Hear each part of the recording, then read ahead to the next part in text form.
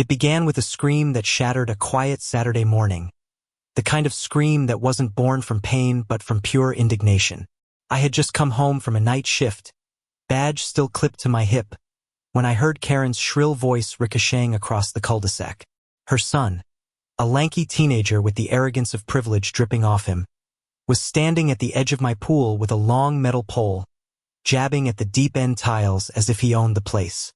I froze in my tracks. My pool was not community property, not an HOA amenity. This was my home, my private backyard, built with sweat and years of service. Yet there they were, mother and son, violating it with the kind of entitlement that made my blood burn. "Why isn't this pool deeper?" Karen barked, her manicured finger jabbing in my direction the moment she noticed me. "My son can't practice diving properly. You need to extend it. Sheriff, it's a safety hazard." My heart thudded against my ribs, not out of fear but disbelief. I looked from her son's dripping sneakers to her snarling face and felt the absurdity coil into something dangerous. "Ma'am," I said evenly, my voice carrying the weight of command honed over years. "You and your boy are trespassing. Get out of my yard now." But Karen's face twisted into that cruel mask I'd seen her wear on neighbors before. The one that said rules didn't apply to her. The one that could summon venom at will. She puffed her chest and spat back. "Don't you dare talk to me like that. You think wearing a badge makes you better than us? This whole block pays your salary." Her son laughed, emboldened, and splashed into my pool like he had been granted permission by birthright. I clenched my fists, rage simmering, but I kept my stance steady. "Last warning," I told her. "You're breaking the law, and I won't tolerate it." That's when Karen made her move, the move she thought would cement her power. She whipped out her phone, glaring at me with a twisted smile, and dialed 911. "Hello, police?" she cried, already putting on her trembling victim act. "There's a dangerous black man in my yard. He's threatening me and my child." The words sliced through me sharper than any blade. I had faced criminals, riots, and violent offenders, but nothing in my career had prepared me for the cold shock of being painted as a threat in my own yard, standing in uniform, standing as the sheriff of this very county. Neighbors began to appear, drawn by the commotion, peeking over fences and porches. Phones came out, lenses capturing the madness unfolding. I stood rooted, every muscle screaming to lash out but every ounce of discipline holding me steady. Because I knew the stakes. If I so much as twitched wrong, Karen's lie could become my noose. Minutes later, squad cars screeched up, sirens wailing, lights flashing. 2 officers spilled out, hands hovering near their holsters, eyes darting between me and Karen. She threw herself at them like a tragic actress, clutching her pearls and gasping about how I had threatened to drown her boy if they didn't leave my pool. Her son, dripping wet and smirking, backed her story with a half-hearted nod.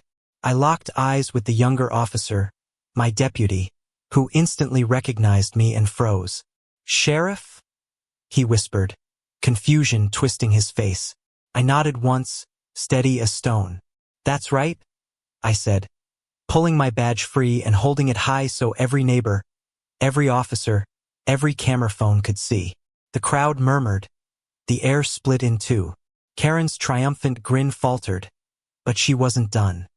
She doubled down, screaming, "That's fake. He's impersonating. He's dangerous. Arrest him now." My deputy shot her a look so sharp it could have cut glass. But the senior officer hesitated, torn between the chaos and the law. That was when the twist hit. From the other end of the street, a familiar black SUV rolled in, and out stepped my wife, Detective Angela Reed, still in her blazer from the morning briefing. She had been called by dispatch when Karen's frantic lie went through. Her heels clicked like gunfire as she strode straight into the scene, eyes blazing. "What's going on here?" she demanded, scanning the faces, the crowd, the phones. When she saw me standing firm, her gaze softened, but only for a second before it snapped back to Karen. "This man is dangerous," Karen shouted, waving her arms. She's impersonating the sheriff, threatening my child, trying to keep us from using the pool." My wife's laugh was sharp and humorless. "Ma'am," she said, pulling her badge from her belt with a snap. "You just called 911 on the elected sheriff of this county, on his own property, while your son trespassed and vandalized it." The silence that followed was thunderous. Neighbors gasped, phones zoomed in, and even the senior officer exhaled in disbelief. Karen tried to recover, tried to spin, but the walls of her lies were closing in. "I didn't know," she screeched. He looked suspicious. He was aggressive. But her son betrayed her then, his teenage arrogance boiling over. "Come on, Mom," he muttered, rolling his eyes. "We just wanted a bigger pool. Why don't you chill?" His words cut her deeper than any accusation. The crowd erupted in laughter, murmurs of disgust rising like wildfire. And there I stood, not with anger now, but with a calmness sharper than rage. Because I had the truth, I had the law, and I had a community finally seeing her for what she was. Karen had tried to turn my skin into a weapon against me, tried to erase my authority with one poisonous call, but instead, she exposed herself. That was only the beginning of her fall. The laughter that rolled through the crowd that day was not cruel, but it was final. Karen's mask cracked in real time, her son's careless confession slamming into her like a hammer blow. I had thought the spectacle would end at the curb, but in truth it was only the opening act of her downfall. The officers, no longer hesitant, stepped forward and placed her in cuffs for filing a false police report. She shrieked, spittle flying, threatening to sue everyone in sight, insisting the sheriff's office had conspired against her, claiming the entire neighborhood had plotted a racial trap. None of it mattered anymore. The neighbors had heard too much, seen too much. Her kingdom of intimidation had collapsed in the span of 20 minutes. But Karen was not one to bow quietly. Even in handcuffs, she twisted toward the cameras, demanding they record her side, screaming about how she was the true victim. The footage went viral within hours. By evening, hashtags bearing her name spread like wildfire. Pool Karen? Sheriff set up? Deeper pool drama. Reporters camped at the edge of the cul-de-sac, and for the first time, my neighbors spoke freely. Stories poured out like poison being drained from a wound. How she had threatened to fine families for kids' toys left on porches. How she had spread lies about an immigrant couple down the street. How she had used her position in the HOA like a whip against anyone who dared stand tall. I should have felt triumphant, but truthfully, I felt weary. Because as a black man in uniform, I knew too well how close her lies had come to rewriting reality. It only took one phone call, one false word, one weaponized fear. That knowledge sat heavy in my chest as I watched her hauled away. The county prosecutor moved fast. My wife, Detective Angela Reed, gathered the evidence security footage from our yard, the 911 call records, testimony from neighbors. By the time the trial began, Karen faced multiple charges: trespassing, false reporting, harassment, and obstruction. And this wasn't just about me anymore. Other residents filed claims of their own, detailing years of abuse under her rule. It became a class action of sorts, neighbors uniting in ways I had never imagined possible. The courtroom was packed on the first day, reporters shoulder to shoulder, cameras flashing. Karen entered in a navy suit that was 2 sizes too small, her hair sprayed into a helmet of defiance, her face plastered with a smirk that tried to say she was still in control. She spotted me in uniform at the prosecution's table and hissed, "This isn't over." I didn't answer, because deep down I knew it already was. The prosecutor laid the case bare with surgical precision. First, the video of her son splashing into my pool uninvited, Karen screaming at me to dig it deeper. Then the 911 audio, her voice trembling with fake fear, describing me as a dangerous black man, threatening her child. Finally, the arrival footage, the moment I raised my badge, the crowd gasping, my wife stepping into frame. The evidence didn't just convict it, humiliated. Each detail stripped away her performance, leaving only the ugly truth exposed under the courtroom lights. Karen's defense floundered. Her lawyer tried claiming I had entrapped her, that I had left the pool unlocked as bait. The jury didn't buy it. He tried to argue that her fear was genuine, that she had simply misinterpreted events. But when cross-examination hit, the prosecutor asked her one simple question: did you or did you not order your son to demand a deeper pool on someone else's private property? Karen sputtered, dodged, and finally admitted, "Well, yes, but it wasn't unreasonable." The gallery erupted in gasps and chuckles. The twist came midway through the trial, when the prosecution called an unexpected witness. Paul Whitaker, a former HOA treasurer. He had resigned 2 years earlier under mysterious circumstances.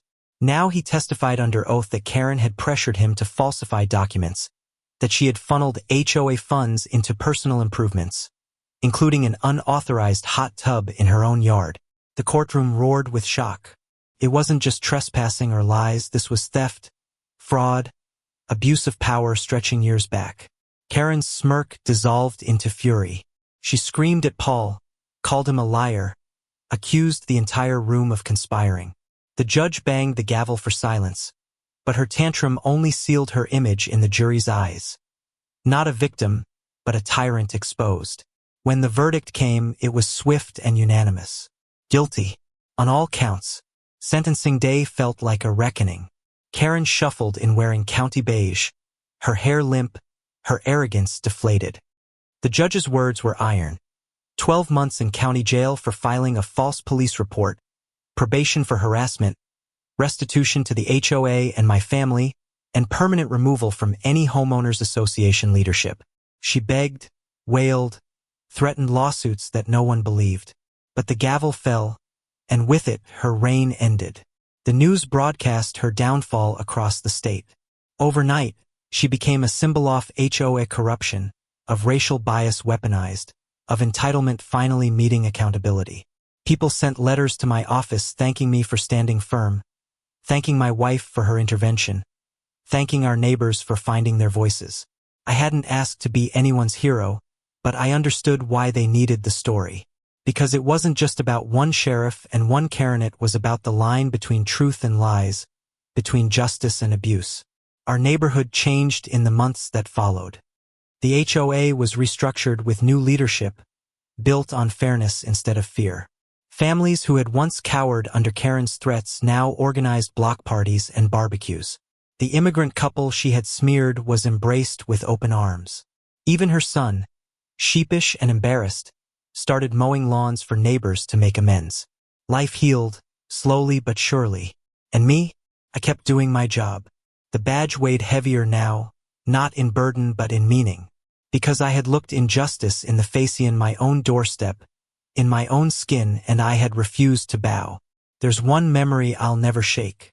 On the day they transferred Karen from county jail to serve her sentence, she looked back at me from the van, eyes empty, no smirk, no sneer, no mask.